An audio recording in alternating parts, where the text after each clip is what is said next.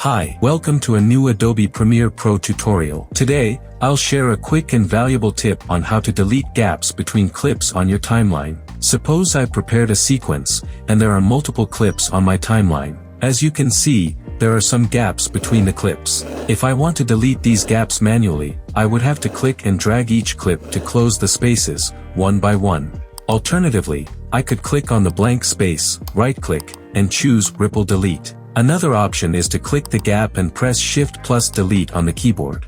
However, these methods can be time-consuming if you have many gaps to deal with.